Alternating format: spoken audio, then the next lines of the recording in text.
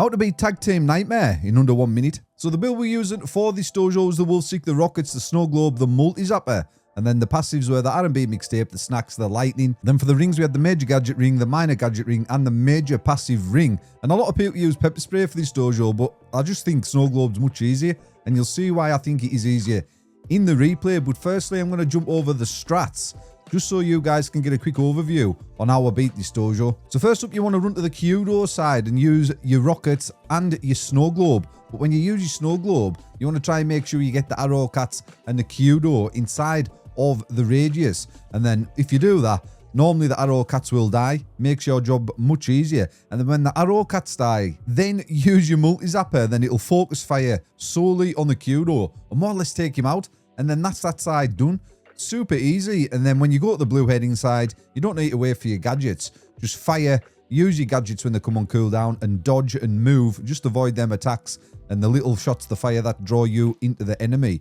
And then it's that easy. So we'll dive into this dojo and you can see how I beat it. So we're here in the dojo. I go to the Kyudo side, use my rockets and snow globe, and look how I've got everything in the radius of my snow globe.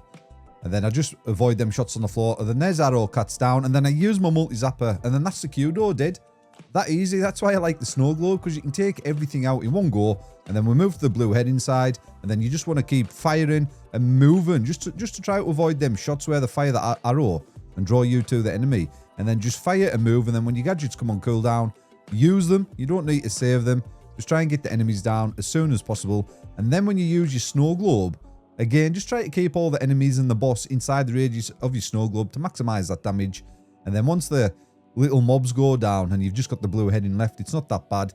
Bit slow reactions from me there. I didn't dodge that shot. Not to worry, I had plenty of health. We have got the snacks equipped. And then again, just move and fire. Use your gadgets when they come on cooldown. When he fires that big super shot there, just dash to the side out of the wavy. And then we come in, take this dojo down in 56.45 seconds. So that's how I beat this dojo. I favoured the snow globe. Once the arrow cats go down, use the multi-zapper on the Kyudo.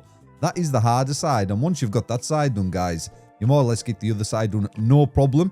Good luck out there. And we'll catch you guys in the next video.